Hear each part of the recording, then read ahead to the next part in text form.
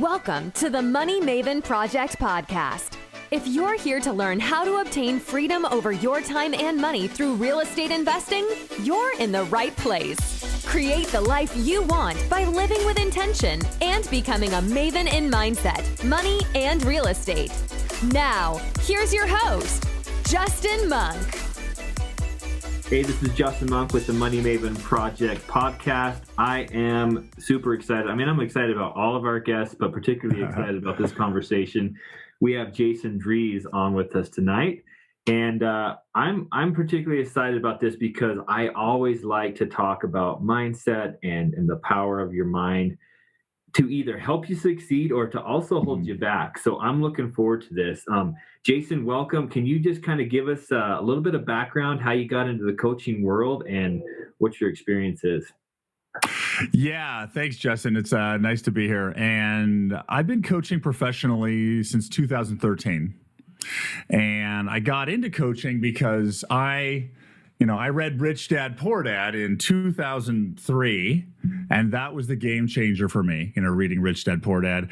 So I did a lot of different things. I was actually in technology sales in 2010, and I had a startup company that I created that makes race car driver cooling suits. Well, made race car driver cooling suits.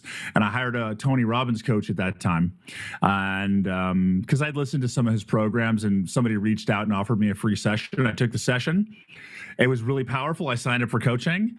And then like a year later, I went to a Tony Robbins event. I went to Unleash the Power Within, and I saw my coach there, and I talked to him, and he asked me a question that changed my life. And the question he asked me was, have you ever thought about being a coach? And I clearly remember that day. And when he asked, and I think that was in like 2012, summer of 2012, and that question changed my life. And I went to another Tony Robbins event. I went to Date with Destiny, which was in December of 2012. And then March of the next year, I was invited in Tony Robbins' coach training program to be a coach on his team. Wow. So it happened pretty quick. Yeah, no, I love that. So he obviously asked that question because he saw some potential or your ability to dissect, what's going on in your life and in other people's lives. Why did you think he asked that question? Well, he knew I loved the content. He knew I loved growth and acceleration. He was also one of the trainers on the team, and he helps find new coaches. So, It's not uncommon for people in coaching to get into the coach training program, but that's pretty much why. Yeah, I love that. And you mentioned that you've done over 10,000 coaching sessions in that 6-year period. That's a lot. Probably, it was full time, right? The real cool thing about working in the Robbins environment is you get a lot of clients. Yeah. I've had 80 clients before at one time. Yeah. So it allows your skill set to go up rapidly. I think I'm probably close to 5,500 hours of coaching one-on-one. Yeah. So when somebody comes to you and approaches you and in exploring the idea of hiring you as a coach, what is their thing? Like, what are they usually saying? I want to make more money. I feel this way and I don't want to feel that way anymore. What are they coming to you before? What's kind of starting that in their minds? That's a great question. And it's different for everybody, but there's common themes, right? The common theme is, a person who was looking for coaching, they want something in their life. They want to change something or accomplish something that they haven't been able to do themselves, that they know they want to do anyway. Yeah. That's kind of the big one. Like, I know it's possible, I just can't make it happen, or I think it's possible, or I want to explore it's possible. And there's ranges of how much people believe that at the beginning, but it really just comes down to they want more out of life or out of their business. Yeah, I love that.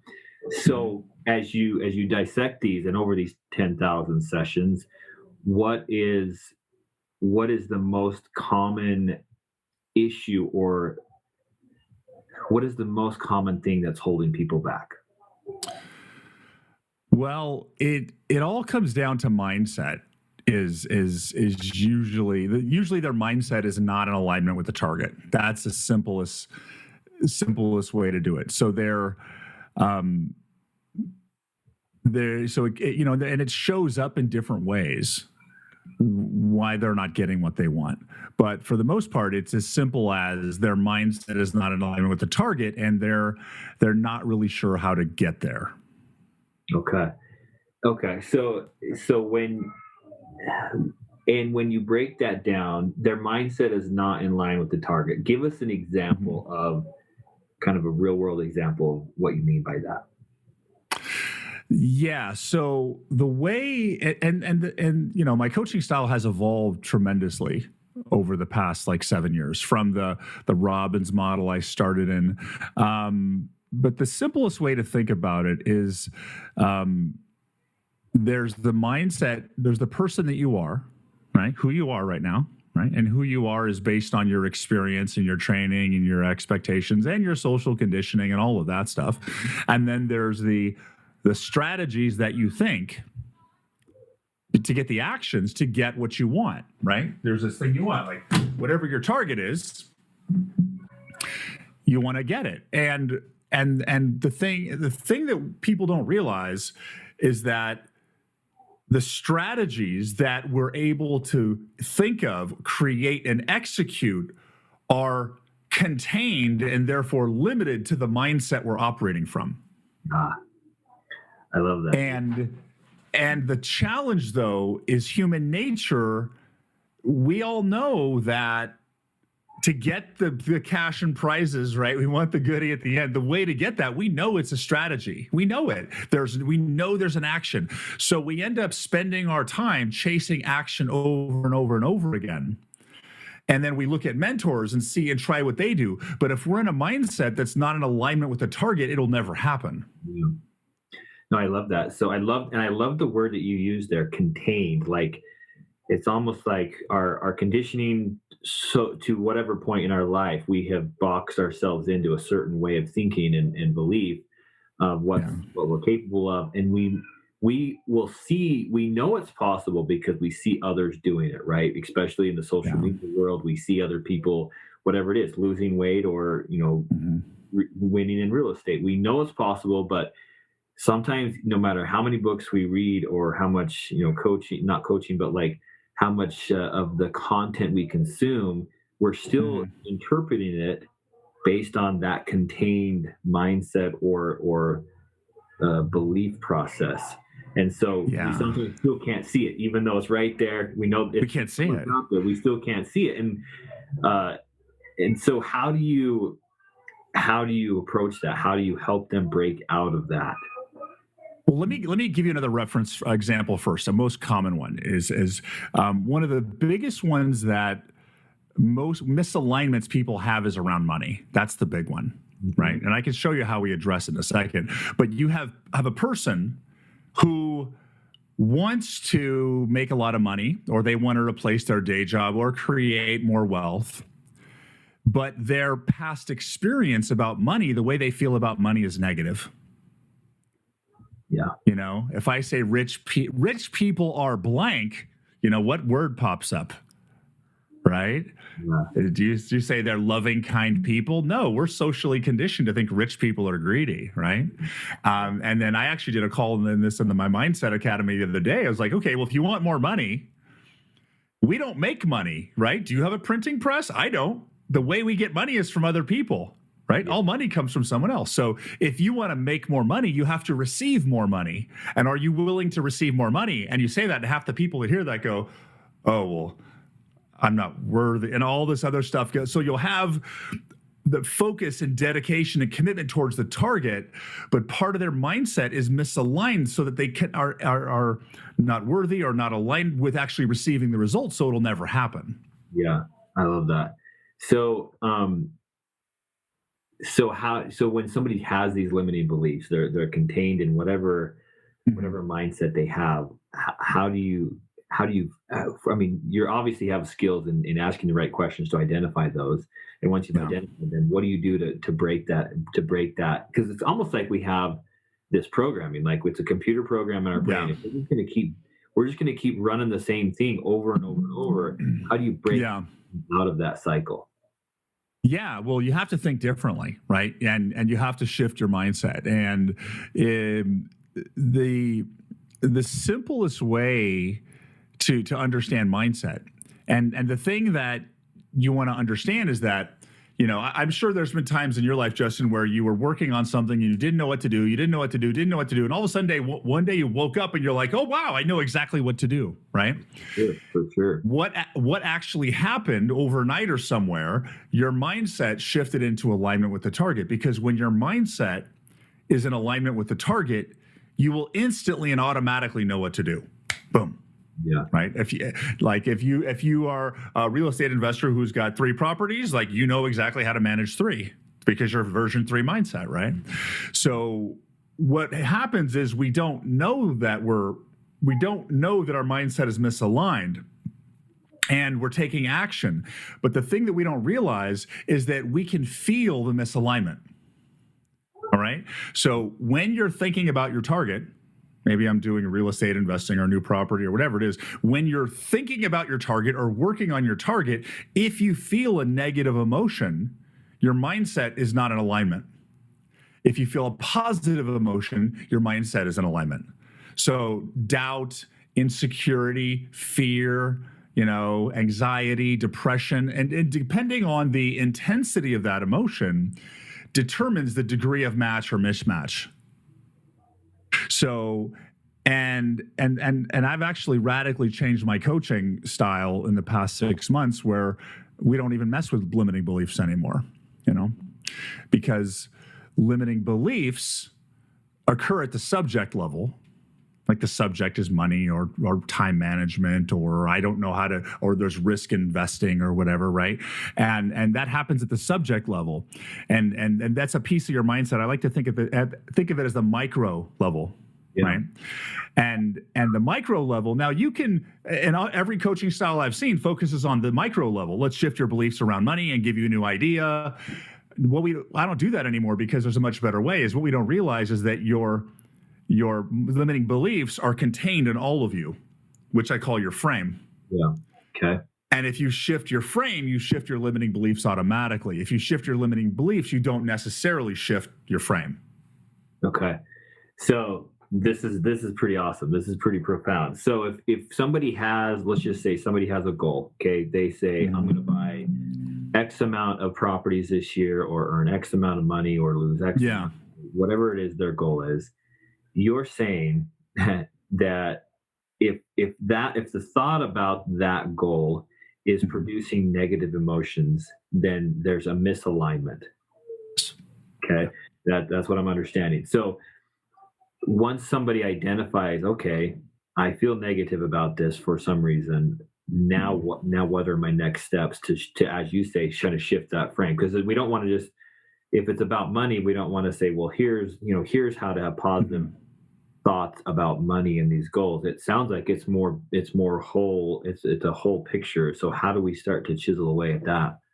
Well, what someone could do on their own, the easiest way to be aware, to bring your awareness to that, right? So if I'm feeling negative emotion, and what usually happens is the bigger the difference between the present target and the future target will, that's why most people don't aim at 10x. They aim at 1.2x or 3x, 1.1x, right? Because it's also your comfort zone is so much higher, right?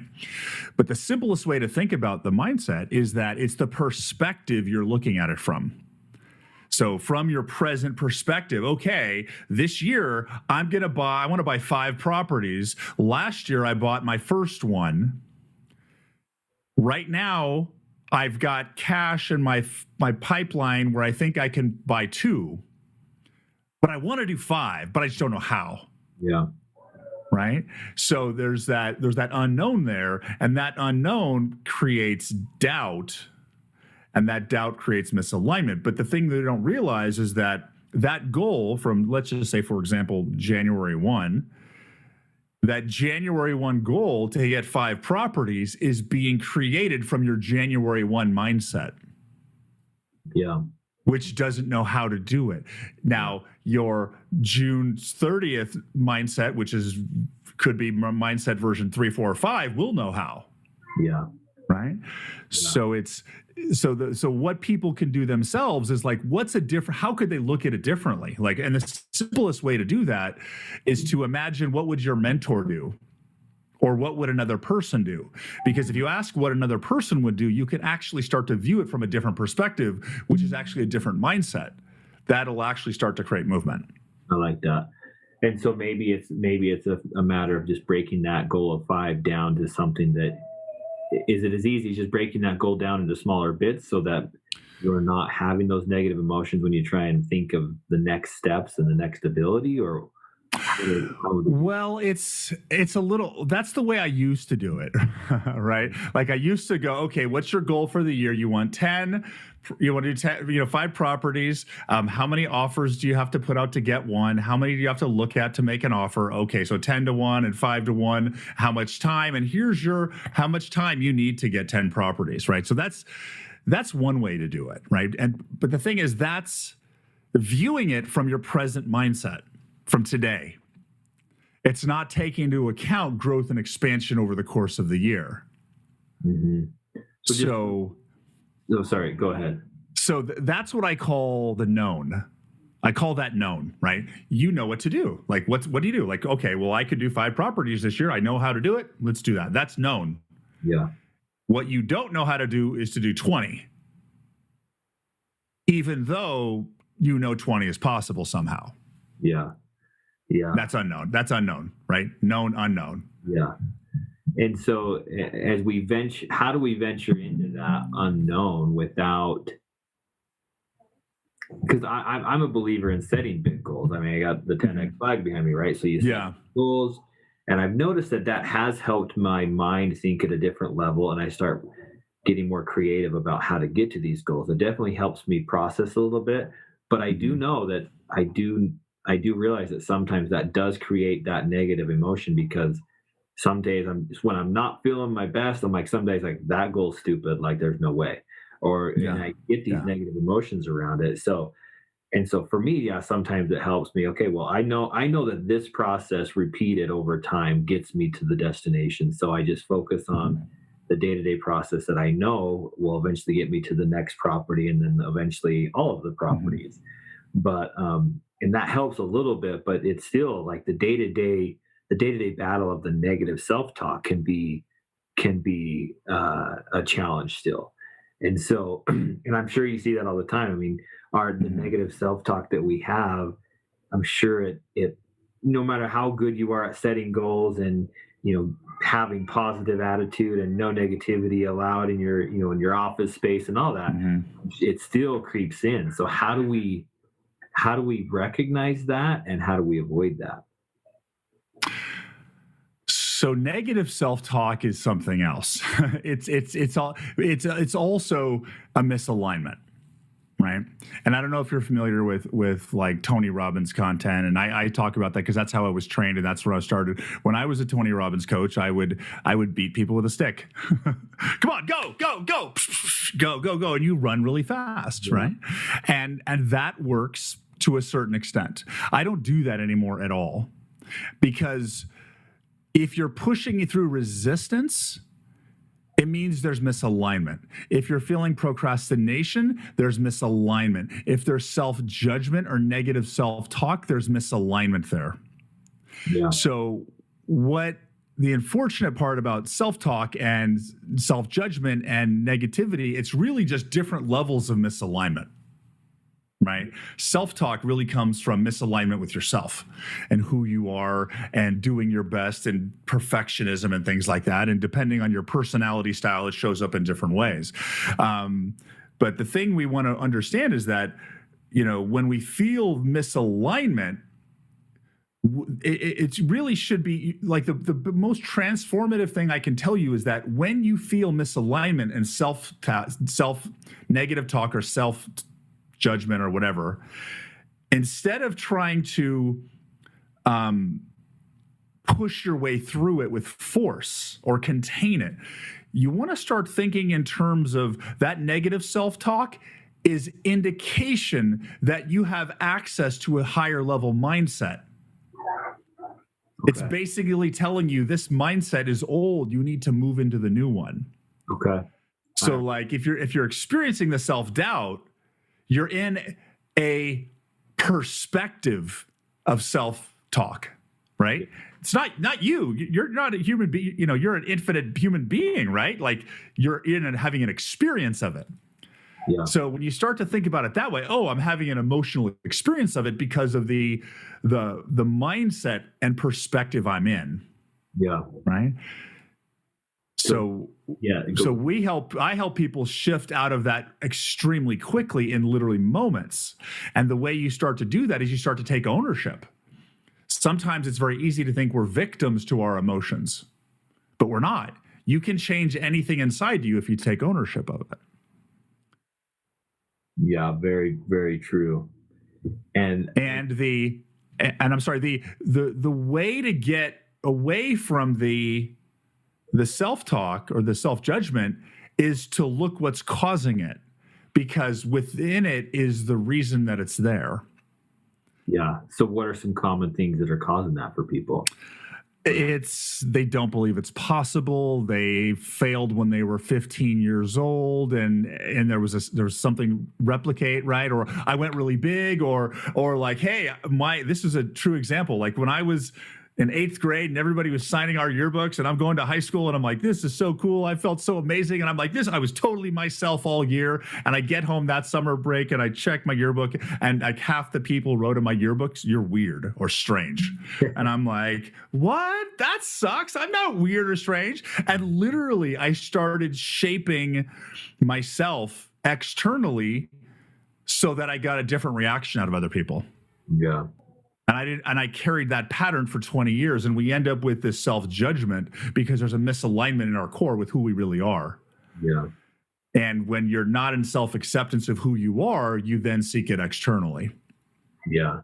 So, and that's going back to where it's bigger than the micro level. I mean, it's the frame, I think, is what the word that you used, because it can be years of this molding of your thought process and your belief system about what you're capable of or what you're not capable of based on experiences prior. So I think that's why sometimes it can be very hard, in the moment, to identify what's going on, because it could be buried so deep as far as why you have that belief, and it's hard to connect those dots in a lot of ways. Yeah.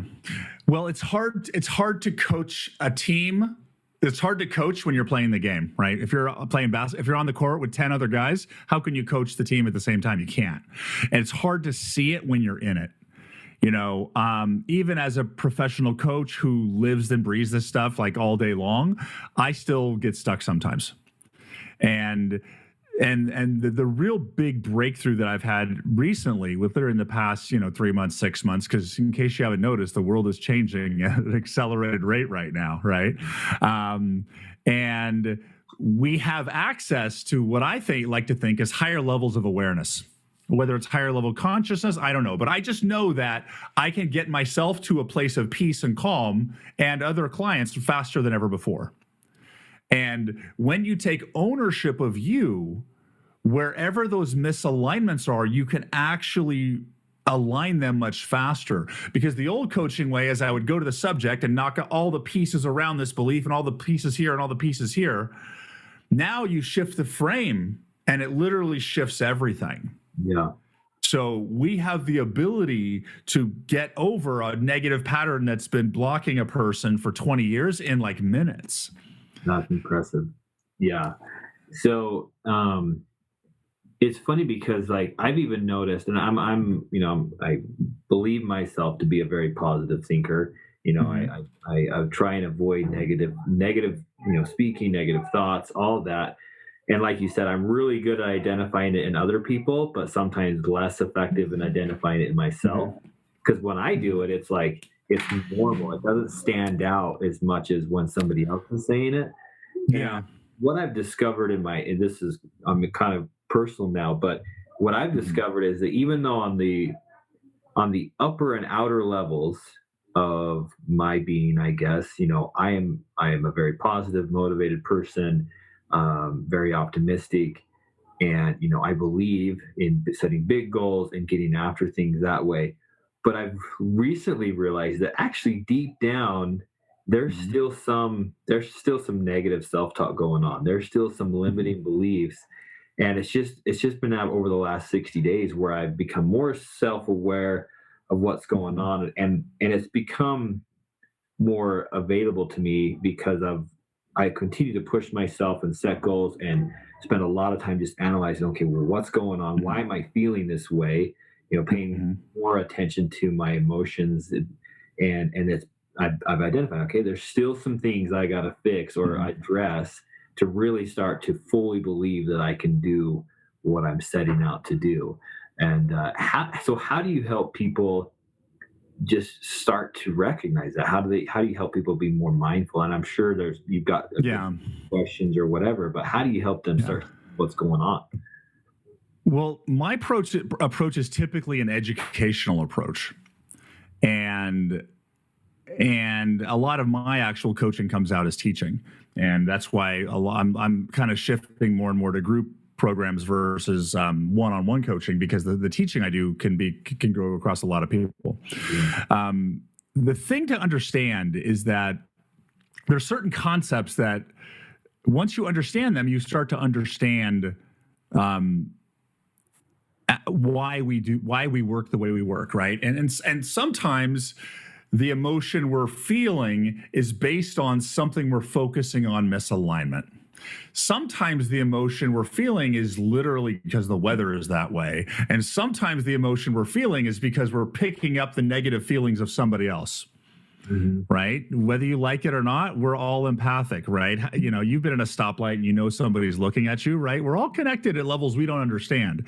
So sometimes we're feeling other people's stuff, and we're all awakening up at an accelerated rate. And the thing to understand with the whole self-judgment or feeling deeper inner work is that we are born in what people call duality.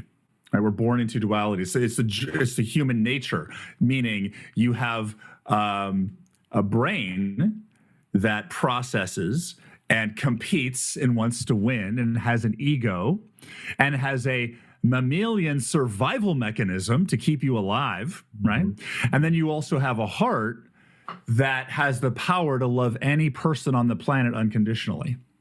And we're going through the integration of those as we grow up and get older and older. And at the core of the ego is the hurt inner child, but basically every limiting belief that you can think of will be traced back to the core human belief, core fear of not being enough. Right? Oh, yeah. So, and Tony Robbins calls it the two greatest fears every human has is we won't be enough and we won't be loved. That's what everybody has that. Now, you could go through and heal it, but there's always another level. So even when you think it's gone, it's there. So there's this judgment that's all because if you wanted to, you could always go in self-judgment about anything. The simplest way, and the reason why I don't have self-judgment anymore, I literally don't. Now, there's things in my past that I wish were different, but I don't judge my behavior anymore because the work I've done, I got to a point where I allowed myself to be human.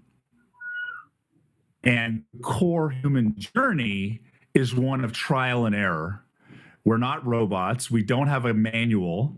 We're literally doing the best we can every day. Every day you're doing your best. What we don't realize is that our best is different on different days, right? Yeah. So when you give yourself permission to do your best and nothing but your best, then you start breathing again. So it's like there's this argument with a part of you that's like, you screwed that up. You should be more. You're not good enough. Like the way you win that argument is you stop arguing. You're right. You're right. And the more you practice that and integrate it, because there's a core belief there about not being good enough. So there is some work you can do about integrating that specific belief. And at the core of it is literally, I'm human. I do the best I can. Like if I could run a 4-minute mile, I could run a 6-minute mile drinking a beer. But if I broke my leg, it would take me 10 hours and it'd be the effort of a lifetime. Yeah. So effort doesn't. So when you realize that your best is different on different days, it allows you to be more flexible and more congruent, because the self-judgment doesn't do anything, but it's a pattern. And that pattern is really there to drive you into awareness and choice of who you really are. Yeah, I love that. So this is circling back around to when you mentioned perspective, right? We're looking at, so let me see if I can put together an example here. So we set a big goal, and then we don't. What's very common in my own mind, and this is like I'm taking advantage. This is like a personal coaching session. Go for it. What happens in my own mind is that I'm like, okay, here's my big goal, and I set out to accomplish it. I'll break it down into smaller pieces, but then I always feel that whatever pace I'm at is not fast enough. Like I feel a lot of pressure about limited time. I want to get to my destination fast as possible. And so anything I accomplish is never fast enough, and I'm not growing fast enough. And so from what you're telling us here, and make sure I'm understanding, if you can stop, I love that, stop arguing about whether it's fast enough or not, and being okay with you made the best out of that day, and feel okay going to bed that night, and knowing that you can do your best the next day too.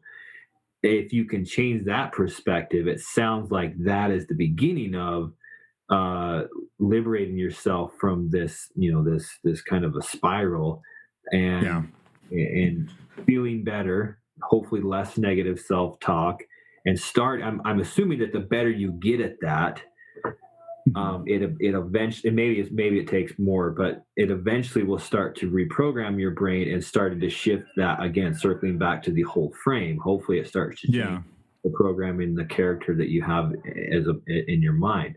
So I love that. Stop arguing with yourself. Your brain, but for whatever reason, that tendency to be negative and to judge yourself harshly. Hey, you know what? You didn't get everything done today, and you're not going fast enough. So, yeah, you're right. You're right. I'm not, and that's okay. And isn't it liberating? Isn't it? You're like, and I used to say this to myself when I would hear that voice in my head judge me. I would say, "So what? I love me anyway." Yeah. And then because how do you win an argument? You agree with them. You're right. I love that. Holy cow. That's probably one of the best things I've heard in a while. Just stop arguing about stop arguing. I love and that. The really thing that helps you is that we have awareness of an infinite number of frames. So we're having a frame about this conversation about self-judgment and activity in the daytime. But that also operates within a greater frame of how you understand life works. Yeah. Right? Mm-hmm. So the higher the frame you connect with, the faster you can release and realign everything that's below that and contained in it. Like, let's try this if that's okay with you. So let me ask you. So this is how you shift frames. It's like super easy. Can you imagine... Justin, can you get a sense of a version of you sometime in the future, any point in the future? Can you imagine that version of you, get a sense of that version, that if you brought them here today, that version of you understands what I'm talking about? Yeah. Can you sense it? Just sense it, right? Okay. Can you get a sense of a future version of you that understands how life works at a greater degree than you do presently? Yeah. Okay. Can you get a sense and awareness of a version of you that knows that life is always happening for your highest and greatest good? Yeah. Because we can also, like, if we went and looked through some of the most painful things in your life, I guarantee positives came from that, right? Oh, yeah. No, right. So life has compression and expansion, right? So can you get a sense of a future version of you that knows whatever happens, it's for your highest and greatest good? Yeah. Even though I hate to admit that, yeah, I can see that.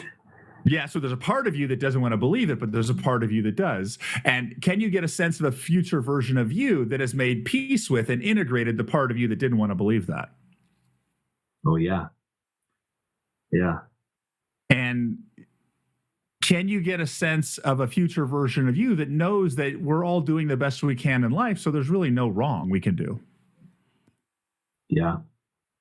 No wrong we can do. I love that. So just hold the awareness on that version for a second.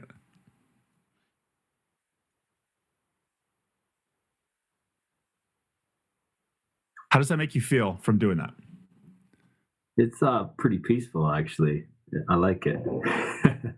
Because, I would love to, I haven't figured out how to validate this, but what I believe is actually happening in this process is because our bodies are pure energy. We're made of atoms, right? We know we're energy. And is there a multiverse? I don't know. That Spider-Man movie was really cool. But, Joe Dispenza talks about the multiverse and stuff. But what I've noticed is that when I wake up in the morning and I have a great morning and I have a great coffee, I hit all the green lights to work. And if I wake up and I stub my toe and spill my coffee, I get a speeding ticket, right? So we know life responds to who we are in the present moment, right? So I like to think we call that, Joe Dispenza calls it the quantum field, which interacts with us, determines which version of reality we experience. So when you're focusing on shifting frames, you're putting your awareness on an elevated mindset. Yeah. And what I did is I guided you to a few specific mindset reference points that were contrary to what you were presently experiencing. Yeah. So it neutralized it. So and I actually asked you to put your awareness on 4 or 5 different points, which basically shifted your mindset, which shifted your vibrational frequency. So the misalignment you had been feeling in the previous frame is now gone. Yeah, and I definitely sensed the. It's funny because what it felt like as the vision of who I was seeing as you asked those questions was more in alignment to who I think I can be, and not who I think I am right now. And so that's where the argument stopped. Right, I stopped arguing about yes, and definitely felt that. So. Super powerful. That's yes. Awesome.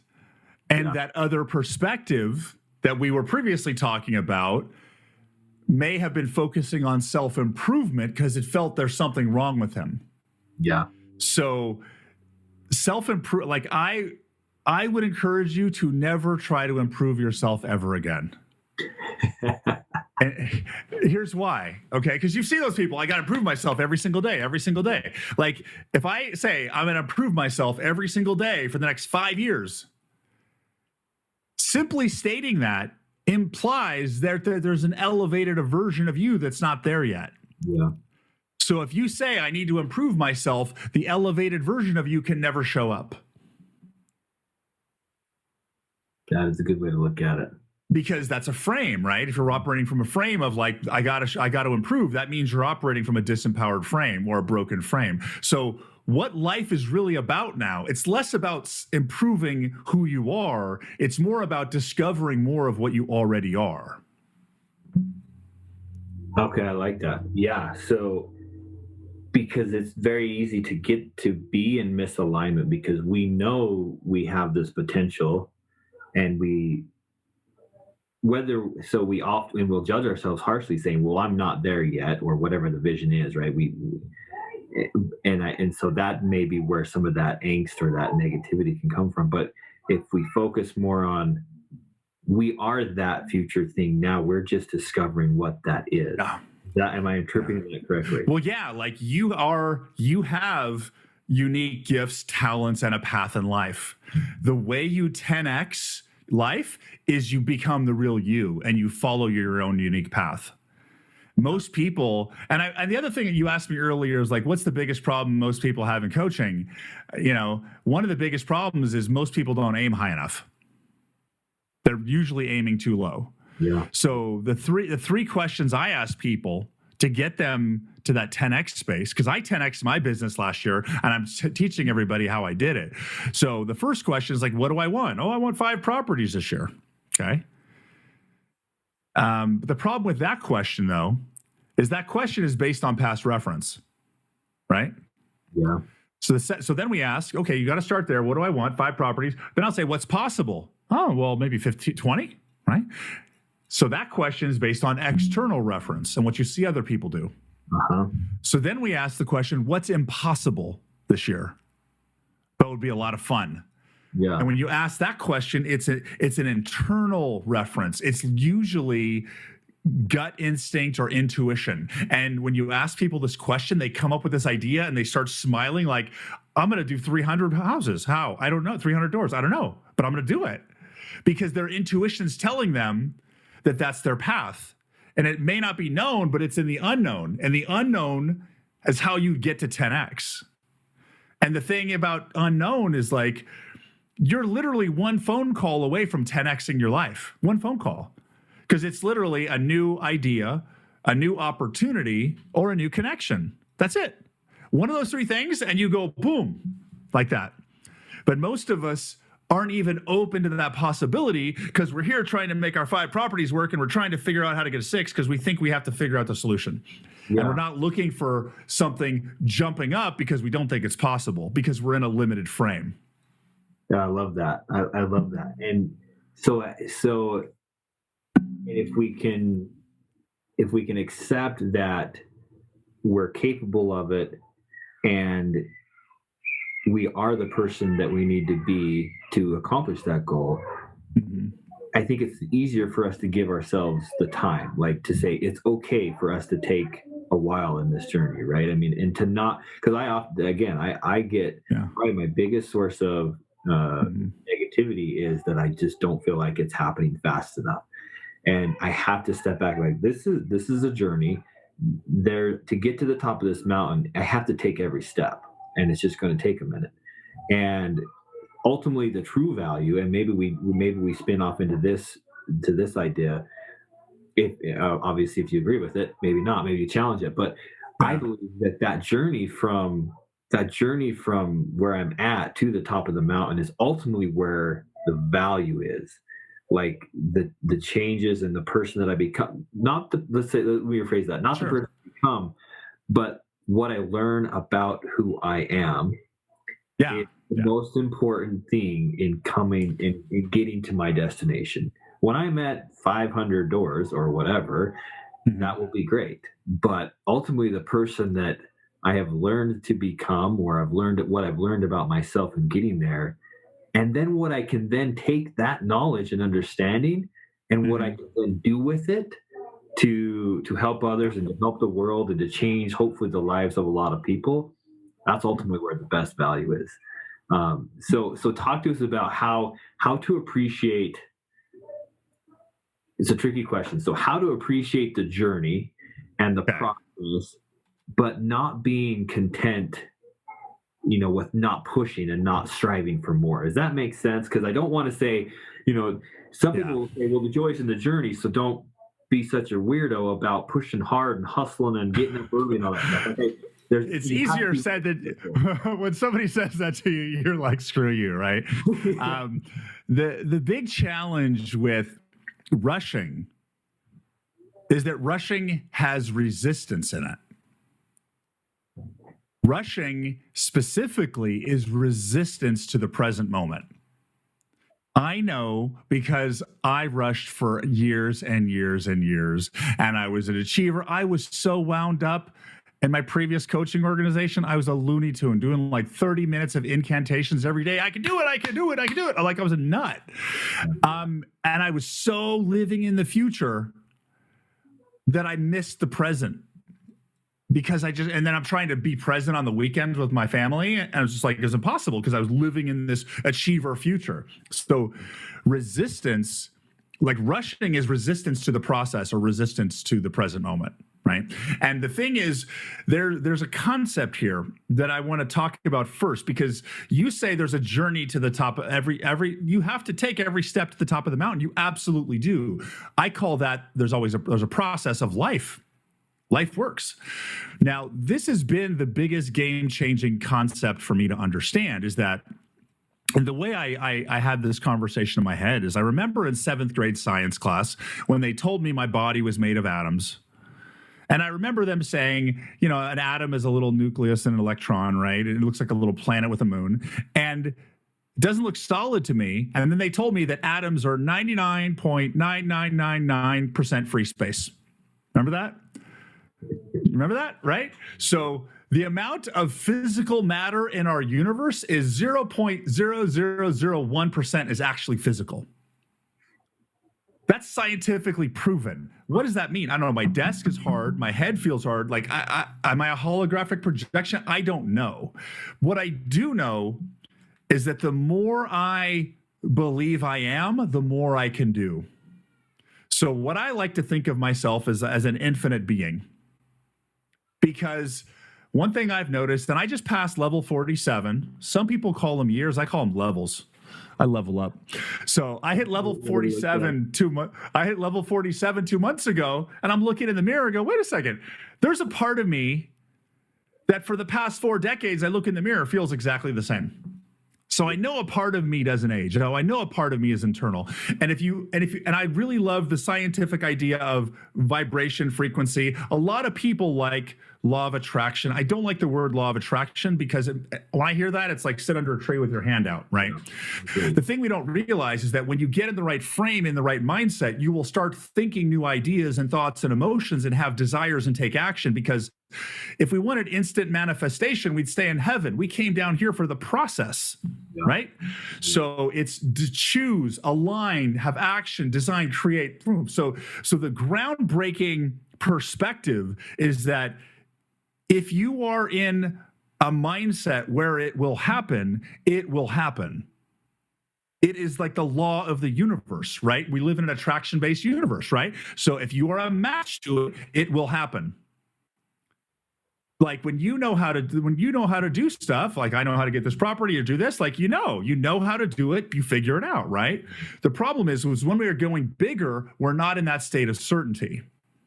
Right. So the way we start to move up, and this is my long-winded answer to educate you and shift you out of rushing. That's my goal here, is to get you out of rushing. So for example, let's say that I'm going to get that property, I'm going to get 50 doors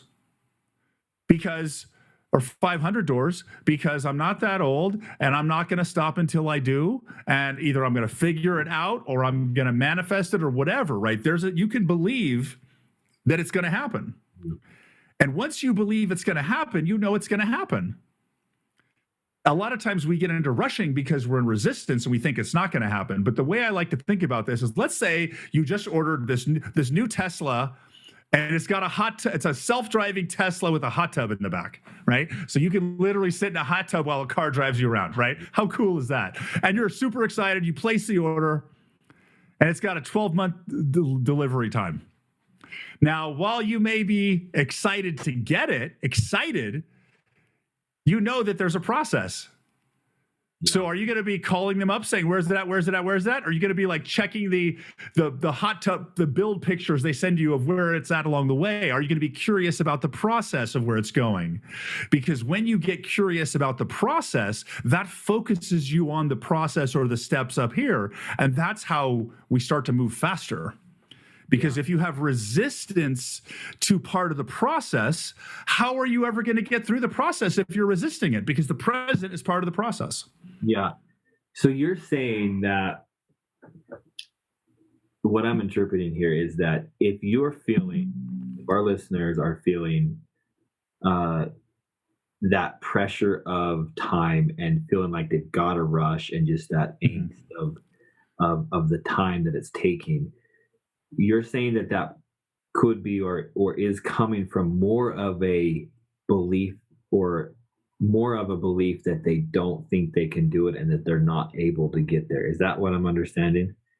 I would say it's either there's a lack of belief that they can actually get there. It's uncertain, or they have resistance to the lack of it. Yeah. I think that's super profound, and this is, so for our listeners, this is coming from personal experience. Just recently I've started to identify that even though I've got these big goals and they're scary big, and I always feel this pressure of the time and how long it's taking, but ultimately I need to become better at believing that I am capable of getting there. And that, or that I can that it's more of a belief that I can get there. And I think that I'm starting now I'm connecting the dots of, okay, that's where that time is. It's not that, it's just that I ultimately don't know, or not that I don't believe, but I'm doubting it, basically, is what I think. Any doubt is coming from an old perspective. Yeah. I mean, I've tried big things before. I've pushed hard before. I've made big sacrifices before and not made it. And I think that obviously influences, there's certain things in business. So my full-time gig is I manage a sales team in the oil industry. And there's certain things that I tried and failed at. I won't try them anymore. And it also makes me not want to try anything new, any other idea. I'm just like, no, we're good. So there is this, there's these boogers back there, I guess I'll call them, that are restricting how I'll move forward. And so I hope I'm not I'm just going to say this. I hope I'm not the only one listening right now that's having, that's battling this, because this is obviously more personal than most of the podcasts get. But sorry, I forgot to tell you that. no, it's been super powerful to just be aware of what's going on and why am I feeling this way. And now I'm learning a little bit more about that. So let's get off of my problems for just a second. What are some questions or statements people can use to get their head right about the unbelief or that feeling that we've just been talking about? What are some things? Well, the first, there are a couple. Okay, go ahead. Sorry. So that, and then, but like, let me rephrase it. What are some things that people can say or ask themselves to focus more on the moment and the present and the journey, is what I wanted to say. Does that make sense? Okay.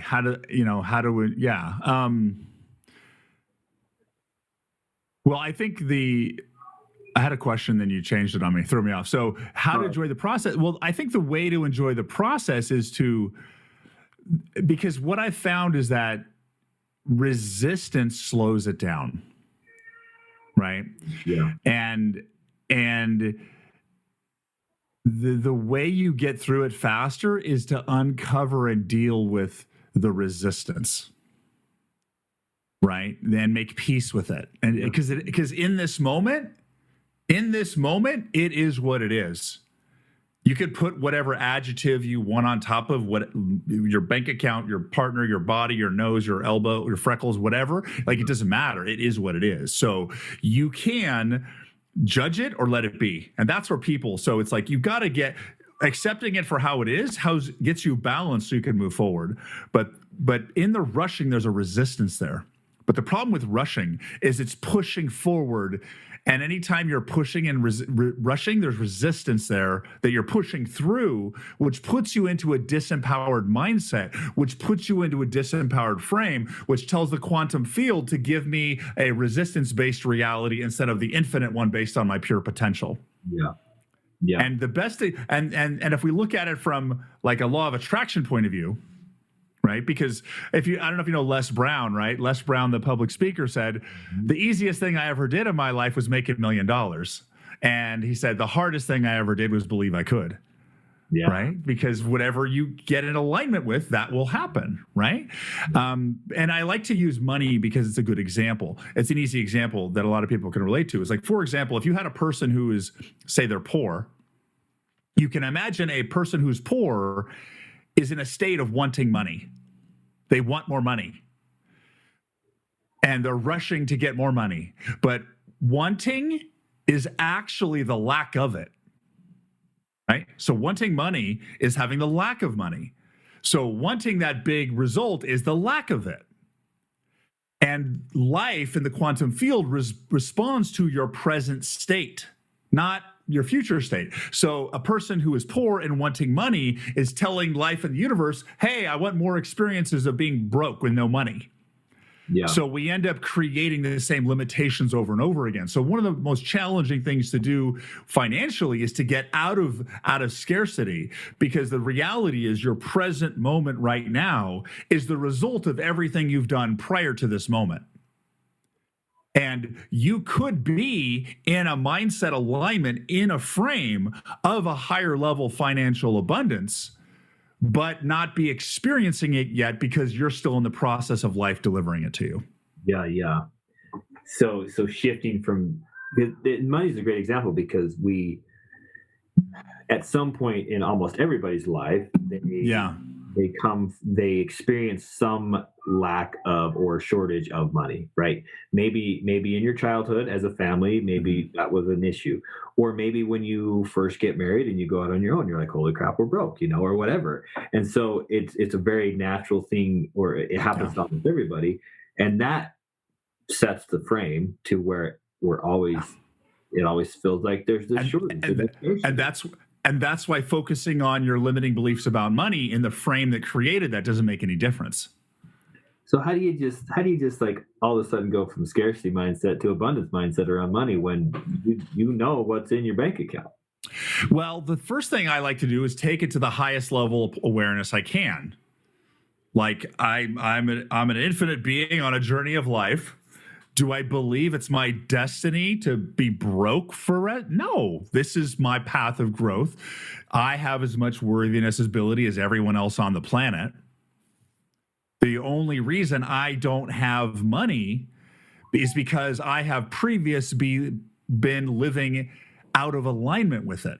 Mm-hmm. And the amount of money that you have in your life is based on it's literally like a frequency. It's like a radio station. So the amount of money you have is based on how the frequency you're living in. So if you don't have money right now and you want more money, the best way I know to get people out of scarcity is to understand this concept.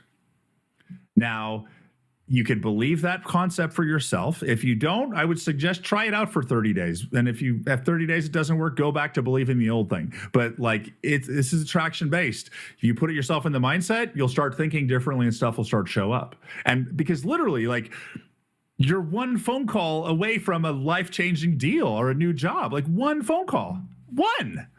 And what most people don't realize is that money comes from other people. We think we make it. We don't make it. We receive it.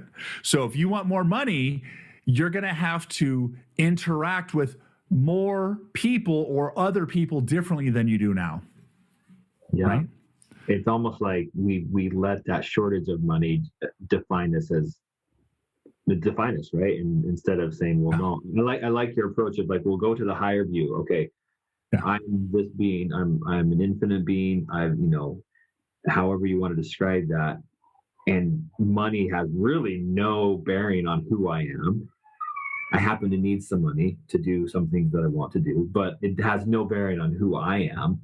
So stop letting ourselves define ourselves by that money thing. And then starting to recognize that you can go get more. You can put things out there. And we often, because I did this exercise with my team the other day, for example, let's just imagine for a second, I'll ask you since you're here, just imagine for a second, or let's just say you added a zero behind how much money you make. Okay. You added a zero. If you added a zero about how much money you make, what would you believe about money? That I had enough. Okay. Yeah, money would no longer be scarce for sure. Okay. Now let's if you added two zeros behind the money you have now, what would you believe about money? What would I believe about money? It would be just like this. Yeah, it would be an abundance thing. It'd be like, well, I've got what I need now. How do I use it and utilize it most effectively? How do I share it? Probably. Yeah. What if you had three zeros behind what you make right now? What would you believe about money? That I don't need any more. Yeah, like it's no thing, right? It's just like air. I wouldn't be budgeting anymore. It would just be it'd be a whole different look on it for sure.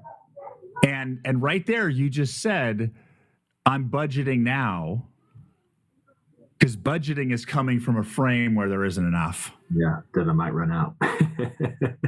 Yeah, so you see that there's a frame you're operating in that affects your overall mindset and your vibrational frequency. Now, I'm not saying don't budget your money.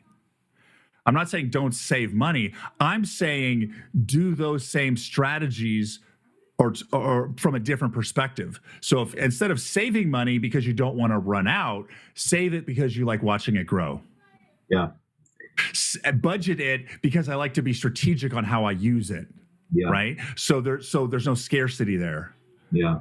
And when you start to shift your global frame you're operating from, that's when we start to make these big things, because I could have a person who's grinding and grinding and grinding for years and years and years, doing all the right things, and that one belief is blocking them from money. Yeah. Yeah. I mean, budgeting for the reason of making sure there's some left over to save and invest or whatever, right? Just making sure that I love that. Just budgeting. But you said leftover, right? Leftover, right? So there's a presupposition there that there's not enough. Yeah, that's true. Yeah, exactly. As opposed to saying, yeah, I want to use it strategically because I like to put it in these ways. Yeah. Yeah. We want to assign the dollars. That's all to go to a certain place. No, I love that. And that's a great example of how easy it is to have the incorrect mindset but not know about it.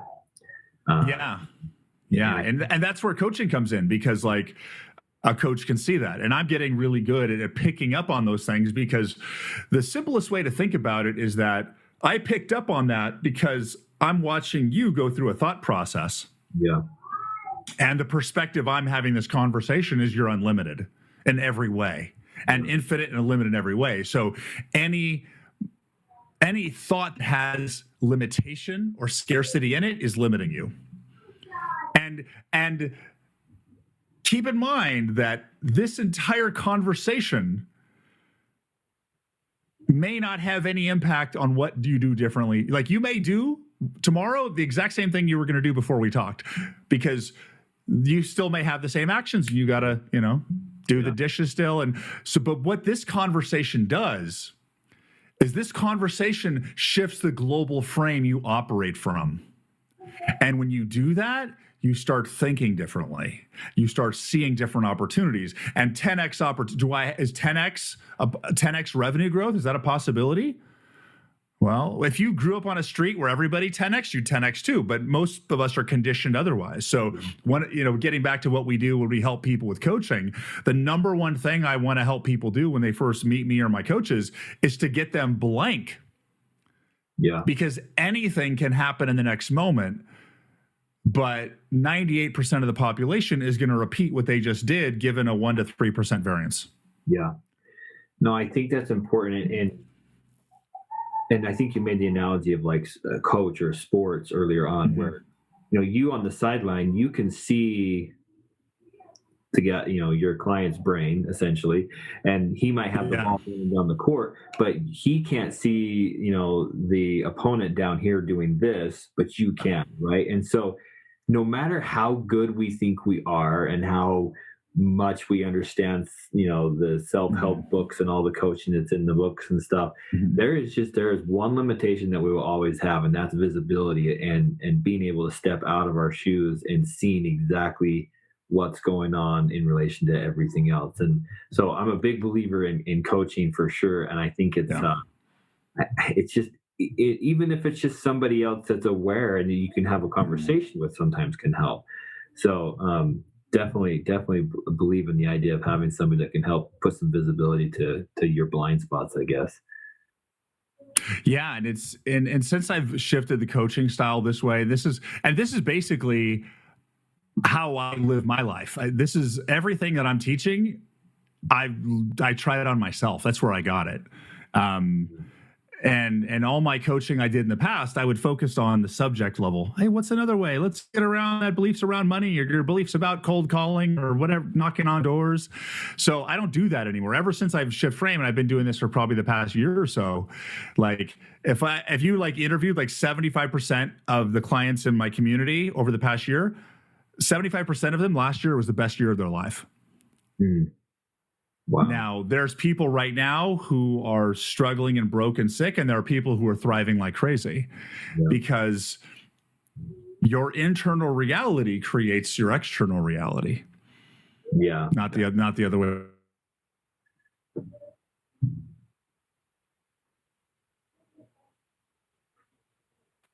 Oh, you glitched out there for a second. Okay, you're back. Yeah. Yeah. Okay. So I love that. This is super powerful.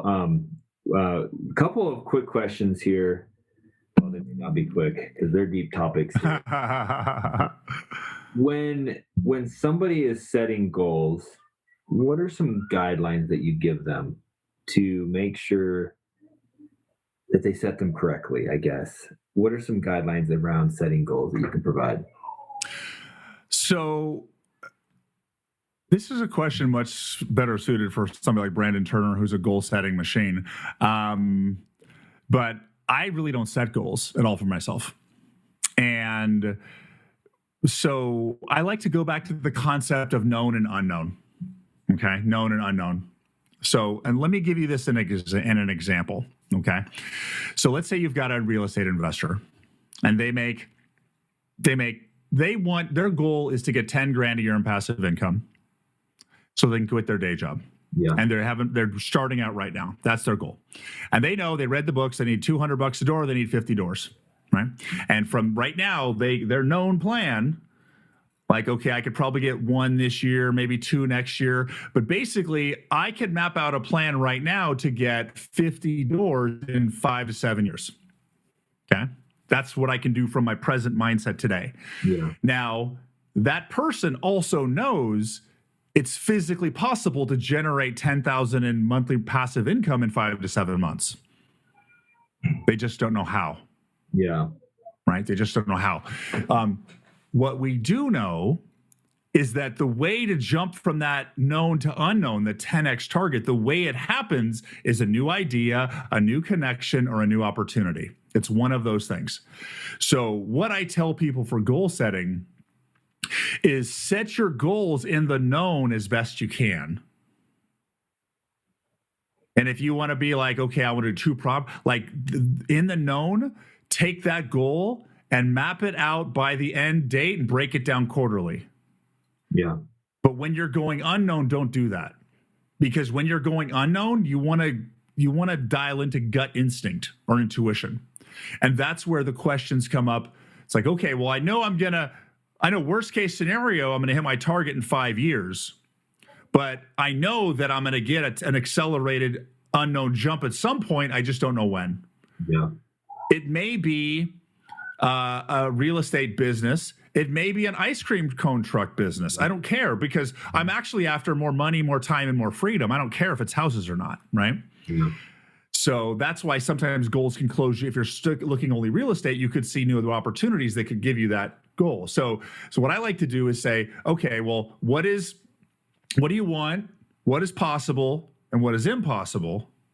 And then when the exciting target comes out of there, either what's possible or what's impossible, that's your unknown target.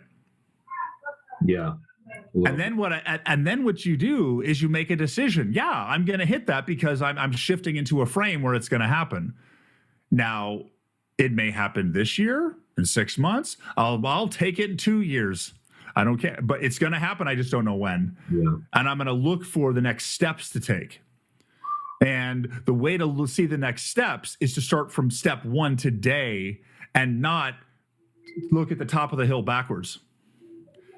So, because actually, if you ask somebody a goal setting question at the accelerated 10x level, what's the number one thing you could do in the next 12 months? They're going to give you, there's going to be a pause, and they're going to give you this brain-based answer. Oh, I should do this. And if you go shorter and shorter and shorter, and you basically start from like, what's the number one thing you should do in the next 10 days? I should call my friend Bob. If you go short enough, you get this intuitive gut answer. And when you ask it, what's the number one thing I can do in the next 30 days to hit my 10x target? You'll get an answer that'll pop up. Yeah. And if it's not 10 days, then you go to 15 days. If it's not 15 days, go to 3 days. What's the number one thing I could do in 3 days to figure out my first step towards that 10x target? Go eat a taco. Okay, go eat a taco. Yeah. Yeah. Because that's your intuition telling you the steps to that 10x target. Love that. Yeah. Huge. And I don't set, now my business does have goals, and we're putting, hire, train, but am I laying out revenue goals? Because my business has literally 10x last year. And 4 months ago, August 1st, I was the only person at Jason Drees coaching. And as of my team call last week, there was 19 people on that call. And literally 4 months. And I did that in 4 months. I was coaching 65 one-on-one clients while I hired a salesperson, built a sales training system, a sales management system, a CRM, an operations person, built a coach management system, created and launched the 6-week Mindset Academy, delivered the 6-week Mindset Academy. And I basically did that while I have 4 boys ages 10 and under. And I coach 65 clients. So if you look at my Instagram over the last quarter, you'll notice that my eyes are getting darker each day. Now, was I stressed? No. Was I working insane hours? Absolutely, because life was flowing through me at an accelerated rate. And my number one, I could literally only set my goals 3 hours in advance because anything else was too much. Yeah. So, but I was in a frame of, let's see what's possible. If it works, it's going to work. If it doesn't, it doesn't. Right? We'll see what happens. And I literally had to get myself out of overwhelm every 2 days. Yeah. Because when you get into overwhelm basically means, it's too much. Yeah. But basically what overwhelm means is the life you have created and lived has created so much that your mindset hasn't expanded to manage it. Yeah. So I shift my frame to a future me that's got it, boom. And I kept doing that every 2 days. Because when you get into overwhelm, you can stop the flow of life. Yeah. And I didn't want to stop the flow. So I kept expanding my mindset over and over and over and over again so that I didn't hit because I wanted the life to fully flow through. Yeah. And we literally onboarded like 150 new clients, and the business did like $700,000 in the past 3 months. Wow. And we went from about 96,000 in 2019 to over $1 million last year. And I've got like 10 coaches on my team now working for me. And I'm just like in this process of life. Now, if you would ask me August 1st to set goals, I couldn't have even thought of that up. Yeah. So I'm at this point right now where I'm seeing life give me the next step in ways that's so amazing. I don't even bother try to insult it by setting a goal. Yeah. That is huge. That is not a perspective that's taught or even, approached on, by the gurus in the Instagram world. Right? They're not looking at it that way.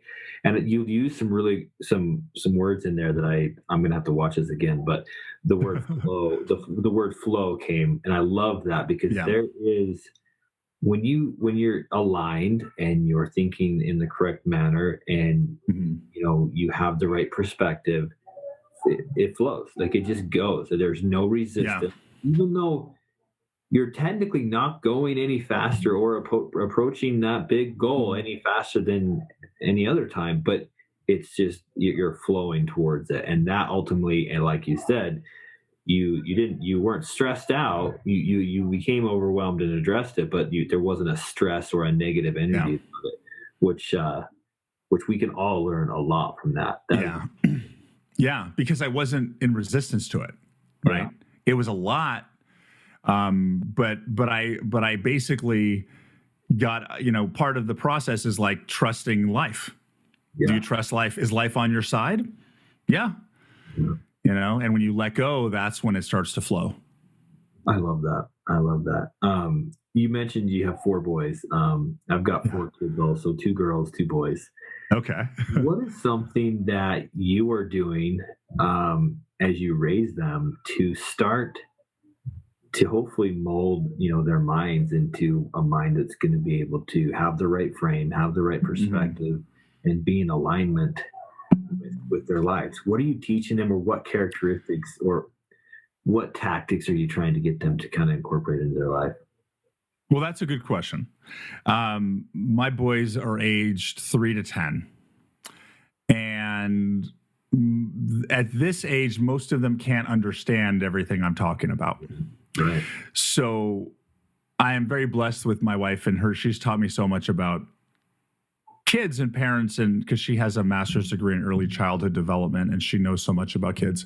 But it's actually helped me tremendously in coaching. But the number one priority that we focus on is not, are our kids well behaved and do they have manners, or are they learning as fast they can? Our number one goal is emotional health. Yeah. Emotional health. Because what I've seen happen lots of times is, we unknowingly invalidate our children's feelings over and over again in our efforts to soothe them. Your little boy is running, he falls down, scrapes his knee, he's scared, he's crying, and you run over and say, it's okay, it's okay. And your intention is to soothe, but, if Justin lost the biggest deal of your life and I said, hey, it's okay, how's that going to make you feel, right? It basically invalidates the emotional experience, right? So we are very, very aware of that process since they were little. So when our kids fall and scrape their knee, we run over and say, oh, I'm sorry, that looks like it hurt. Was it scary? Yeah. So our number one thing is to validate their emotional experience, because if we were to invalidate their emotional experience or try to force adult behaviors on them when their brains don't even work that way, they're going to start going into self-judgment. Because I've seen 6 and 8-year-olds spend their time in self-judgment because they can't live up to their parents' unrealistic standards of adult behavior. Yeah. It's also would be much easier if we parent. My life would be easier if we parented in a way that made them behave. But I don't want kids that behave. We want kids that stand up for what's right. We want kids who stand up for things that are wrong. We want kids who stand up for people who've been hurt. We want people to push back when they see that. And if you want your kids to have that type of honor and discipline and integrity and make a difference in the world, well, they got to practice standing up to you. Yeah. So if you don't create the space for them to stand up and challenge authority, they're not going to get good at it. Yeah. Well, we could go on another 2 hours about parenting and applying what we know and what we've been talking about here for the last hour in helping to raise our kids. Because ultimately, where we're at as a society now is ultimately the result of a lot of parenting and upbringing and raising. So if we want to change society and the world as a whole, it's going to start in our homes. I ultimately believe that that's where we can make the biggest impact on the world, is how we raise, children into this new world. If they have better emotional health and capability of understanding and mindfulness about what's going on, why are they feeling certain emotions and how to address it, like that can be huge for the world, I believe, as a whole. So we should probably write a book on that or something. I'm actually writing a book on mindset right now. It's funny. I think the book is about how life works. But I figured out last week what my second book is about. My second book is about who you are. But there's actually a couple good books. There's the author, the whole raising rebels is actually, there's an author named Alfie Kohn, Kohn. He's really good. He does a lot of talks and books about, raising rebels. And then there's a book called Raising an Emotionally Intelligent Child. I forget the author of that. Raising an Emotionally Intelligent Child is a really good book. And the funny thing is, one of the things about coaching, the way you coach people is you get into rapport. And one of the ways I get in rapport consistently with everybody is by acknowledging their emotional experience, which I learned from teaching on my kids. I do it on adults all the time. Oh, that sounds scary. Oh, I'm sorry. That must suck. Yeah. Because when you talk to people that way, they feel heard and they feel trusted. So it's a great way to help people feel supported. And because the thing is, I spend a lot of my time reconnecting people back to their emotions that were invalidated when they were kids. So we have come full circle, right? I think we connect. Yeah. I love this. Well, Jason, this has been phenomenal. I think we've covered a lot of really deep topics and some that I don't know that I've ever heard discussed on other podcasts. A lot of podcasts. So I hope that this is something that our listeners can take and start to digest and hopefully learn from. But if they want to learn more, if they want to know more and they want to reach out to you, where can they find you? Yeah, they can go to Jason Drees Coaching. It's like trees with a D, jasondreescoaching.com. That's the simplest way to find me, jasondreescoaching.com. I'm also on Instagram. I put most of my new content out on Instagram. I also do a Mindset Academy as well. If you're interested in coaching, you can go to my website and book in an intro coaching session, and we'll talk to you about that and give you an experience of coaching. Yeah. Perfect. I love that. Well, I appreciate it. Any final little tips, tidbits that you want to send our listeners off with? I didn't hold back.